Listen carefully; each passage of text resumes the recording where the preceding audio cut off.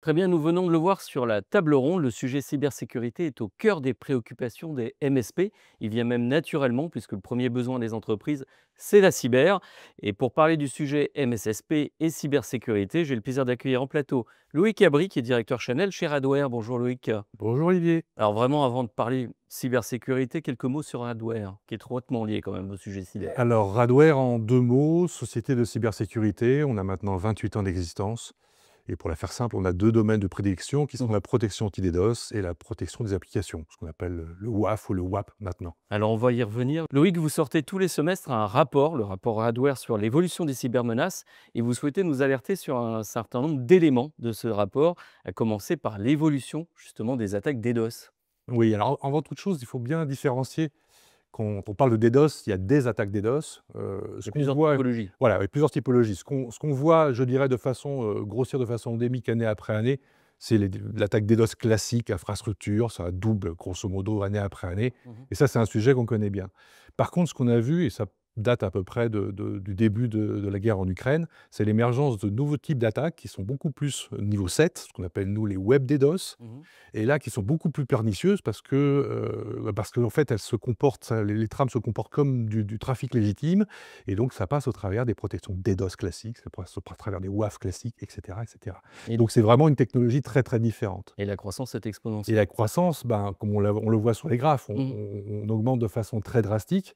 Pourquoi? Parce qu'on a beaucoup d'acteurs, on a beaucoup de, je dirais, de «raisons» entre guillemets, bonnes ou mauvaises. On a des gens qui sont des pro-russes, effectivement, qui sont d'abord à attaquer C'est-à-dire qu'il l'Ukraine, y a un peu des une pro-islamistes. convergence d'élite. Est-ce que dans ce rapport, on voit un petit peu aussi les profils des cyberattaquants? Qu'est-ce qui ressort? Alors ce qui est rigolo, Mhm. tout est relatif, mais on voit effectivement que le profil des activistes, on a fait une étude qui montre que 80 de ces activistes ont des profils de gamers. Alors attention, hein, j'ai pas dit C'est-à-dire que tous les gamers la deviennent cyberattaque des pour eux, activistes. c'est du jeu ou? C'est un peu l'extension de ce qu'ils ont l'habitude de faire au travers de jeux, c'est-à-dire trouver des énigmes, trouver des moyens de résoudre des énigmes, partager avec d'autres hackers, et puis c'est un moyen aussi pour eux d'avoir une certaine notoriété. Mhm. Donc ils sortent un petit peu de leur quotidien en devenant le meilleur dans le gamer, mais si on devient le meilleur aussi dans les hackers, et là on se fait repérer par des groupuscules, comme je disais tout à l'heure, pro-russes, pro-islamistes, qui vont finalement donner une légitimité à ces combats, à ces hackings, qui vont leur donner un petit peu une visibilité. Ils deviennent en fait un leader au sein d'une cause qu'ils ont a priori adhéré, et du coup, ça fait émerger effectivement un des acteurs, mais en plus des outils. Mhm. Parce qu'il crée les outils, il les partage, et il suffit d'aller pas très loin sur le net, pas forcément aller sur le darknet, mais vous allez sur GitHub et vous avez tout ce qu'il faut pour télécharger, pour lancer une attaque chez qui vous voulez, gratuitement, sans que ça vous cause effectivement un gros problème. On retrouve des outils de DDoS, d'attaque DDoS as a service comme on peut retrouver du Ah, c'est même ransomware as des a attaques as service. a service, c'est carrément, vous avez des algorithmes qui permettent de le faire. Enfin, Mmh. je prenais l'exemple d'une société ferroviaire, par exemple, en Espagne. Un hacker s'est amusé à essayer d'accéder à une API pour avoir, alors, c'est des données légitimes, hein, c'est de pouvoir consulter, un site pour savoir quels sont les horaires de train.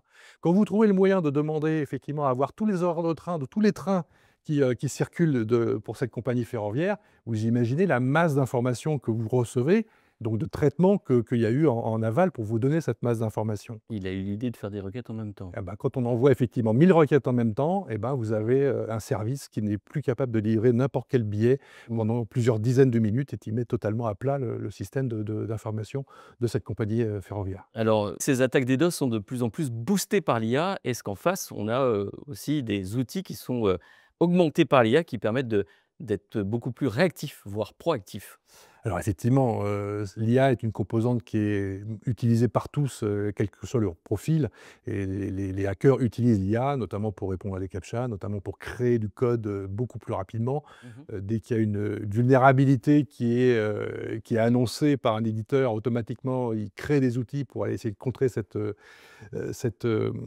vulnérabilités, avant même qu'on puisse patcher. Donc ça va effectivement, ça a accéléré beaucoup, beaucoup les choses, et du coup, En bah, il face, faut il faut en face qu'on soit on aussi dirait rapide que les hackers. Donc oui, l'IA est bien entendu un des éléments. Alors ça fait pas depuis hier, hein, ça fait depuis de nombreuses années qu'on les intègre de plus en plus dans nos outils. On a aujourd'hui une politique qui s'appelle Epic AI, qui vise effectivement à pouvoir utiliser la même plateforme d'intelligence artificielle pour l'ensemble, de nos offres produits, et pouvoir surtout corréler les éléments les uns avec les autres pour pouvoir réagir de plus en plus rapidement justement à des types d'attaques inconnues.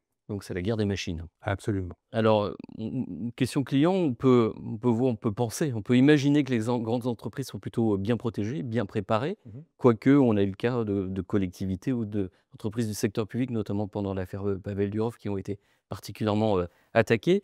Mais vous dites, bah, la principale cible sont plutôt les PME, les ETI qui sont mal préparées C'est à surtout de cette dire que attaque. personne n'est à l'abri effectivement. Le quoique est intéressant parce qu'effectivement on a vu que beaucoup d'entreprises qui se pensaient protégées et d'avoir mis les moyens pour se protéger, bah, se sont retrouvées, très vulnérables, notamment par rapport à ce genre d'attaque, web DDoS dont qu'on vient d'évoquer. Concernant les ETI ou les PME, là, je dirais, le constat est encore plus flagrant. C'est-à-dire qu'il y a peu ou pas de protection, pour 2 raisons. Enfin, j'en vois 2. C'est d'une part le budget, ça peut être effectivement, coûter un peu d'argent pour pouvoir s'équiper et de pouvoir, s'installer un système de protection.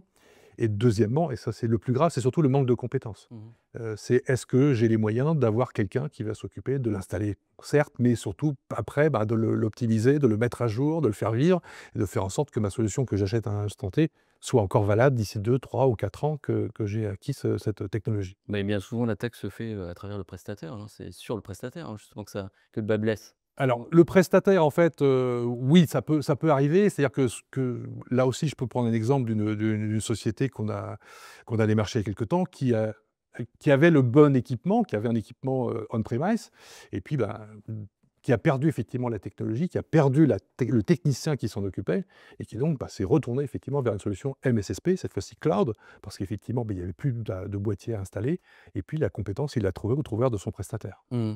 Qu'est-ce qu'on a peut attendre justement d'un prestataire, d'un fournisseur, d'un MSSP, d'un fournisseur de services managés en matière de cybersécurité? Alors Qu'est-ce qu'on lui demande? tout d'abord, on va lui demander du conseil. C'est-à-dire Mmh. on attend de lui qu'il vous propose la meilleure solution par rapport à un budget, par rapport à une criticité des données. Donc cette espèce de péréquation qu'il faut pouvoir trouver. Ensuite, je prendrai l'exemple de vous achetez une voiture, imaginons que vous achetez une Peugeot, cette Peugeot, vous voulez bien sûr la maintenir et donc vous avez le choix entre aller soit vers le garage, du quartier que vous connaissez bien, que vous connaissez depuis des années, vous achetez régulièrement toutes vos voitures, c'est lui qui les entretient et vous avez confiance en lui, donc c'est le rapport que vous avez à lui et la proximité qui va vous faire aller vers ce client-là. Tout comme il y en a d'autres qui vont dire: «Ben, moi j'ai acheté une Peugeot, donc du coup je vais aller dans un concessionnaire Peugeot», qu'importe à la limite la personne qui l'entretient. Moi, ce qui m'intéresse, c'est la marque. Ils connaissent ma voiture, donc je sais que j'aurai toujours une personne qui sera compétente par rapport à ma voiture et à cette marque de voiture.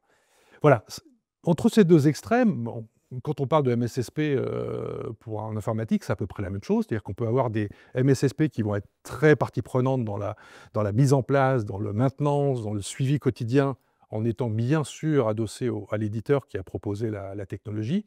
Tout comme il y en a d'autres qui vont vous dire: «Bah, moi, je vous propose effectivement cette solution-là parce que c'est la meilleure. Par contre, effectivement, je préfère que par rapport à la maintenance, par rapport à la gestion quotidien, vous adressiez directement à l'éditeur». Mmh. Parfois, ça peut être le choix du client. Voilà. Et entre ces 2 extrêmes, bah, en fait, tout est possible. C'est-à-dire qu'on peut effectivement enfin, dans le cas de Radware en particulier, on peut trouver des solutions entre les 2, en biseau, qui vont permettre d'associer plus ou moins le prestataire, plus ou moins le MSSP, au travers et nous, proposer notre service au-delà de ça, qui soit un peu plus ou un peu moins, Et concrètement, justement, qu'est-ce que vous proposez si en termes de modularité ou en fonction de la maturité ce qui est important pour nous, des c'est cette MSP? flexibilité, effectivement, parce que, heu, je là encore, faisons un petit peu la différenciation entre les 2 mondes. Le monde du DDoS infrastructure, ça va s'adresser essentiellement à des ISP, des fournisseurs d'accès Mmh. locaux ou régionaux, qui veulent rajouter à leur catalogue justement cette brique DDoS qu'ils n'ont pas, Une compétence. une compétence, voilà, qu'ils ne peuvent pas ou qu'ils ne veulent pas développer et donc bah, s'appuyer et proposer une protection DDoS estampillée Radware, c'est pas ce qu'il y a de plus négatif aujourd'hui, loin de là. Donc on a effectivement des solutions qui permettent directement de greffer notre code DDoS à l'infrastructure du client, Mmh. du MSSP. Donc d'abord on le protège lui et ensuite on protège effectivement les clients qui sont derrière avec, la granularité qu'il faut. Après sur tout ce qui va être protection des applications et du web DDoS en particulier dont on a parlé tout à l'heure, bah, là on a, je dis tous les différents cas de figure. Il y a le prestataire qui va vouloir, simplement revendre notre solution avec notre MSSP à nous Radware. Mmh. On a celui qui va effectivement proposer, c'est de revendre l'offre avec sa partie MSSP et nous adosser effectivement à ce processus pour garantir effectivement un niveau de service correct aux clients. Et puis vous avez ceux qui vont carrément, entre guillemets, onboarder notre solution Oui. et puis le gérer comme une marque blanche, à la limite en changeant le logo sur l'infrastructure, voilà, etc. Bien Voilà. tous les cas Donc, de figure, tous les cas de de la figure. revente à l'hybridation et jusqu'à l'intégration complète, quoi. Exactement, Ouais. exactement. Donc, mais c'est vrai qu'au cœur du sujet, il y a le fait que proposer effectivement au client un service clé en main sans avoir besoin d'avoir de compétences en interne chez lui. Et puis ces acteurs étaient auparavant des acteurs très locaux, hein, qui pouvaient être des vendeurs, petits intégrateurs, qui maintenant, avec ce genre de service, peuvent, étendre, je dirais, leur terrain de chasse, et d'avoir, en fait, de larges services managés autour de la cyber, mais de façon beaucoup plus large, quoi. Le cloud facilite beaucoup ce genre de choses, ce genre de démarches, parce qu'on a la flexibilité effectivement de pouvoir proposer des services sans avoir besoin d'investir dans une infrastructure très lourde, d'une part, et puis d'autre part, justement, de pouvoir proposer des recettes un petit peu à la carte pour que justement chaque MSP trouve son compte dans ce qu'il peut proposer ensuite à son client. Alors le maître mot maintenant, c'est que c'est le marketing, c'est l'aspect accompagnement de ces offres et qu'est-ce que vous proposez? Parce que c'est pas que de la technologie, vous proposez aussi un On a tout un accompagnement de services de marketing? On a tout un programme effectivement de programme d'IMSSP bien entendu et là, c'est essentiellement de l'accompagnement. Mmh. Donc ça peut être de la formation, ça sera de transfert de compétences, ça sera éventuellement des outils marketing que l'on met à disposition. Beaucoup en anglais, mais de plus en plus, on tâche de franciser ça pour les avoir à disponibilité et puis ensuite, c'est tout simplement et moi en tant que channel, j'ai mon rôle là-dedans, Mmh. c'est de pouvoir travailler en main dans la main avec un MSSP, bâtir un business plan ensemble, pour pouvoir ensuite, engranger des affaires tout simplement. Merci en tout cas, Loïc pour, cet éclairage un peu sur le domaine de la cybersécurité. Avec On l'a vu, plaisir. qui est un domaine crucial, de plus en plus important au sein, des entreprises françaises et des MSP qui viennent naturellement, à la cybersécurité. Merci pour cet éclairage, Loïc. De rien, avec plaisir.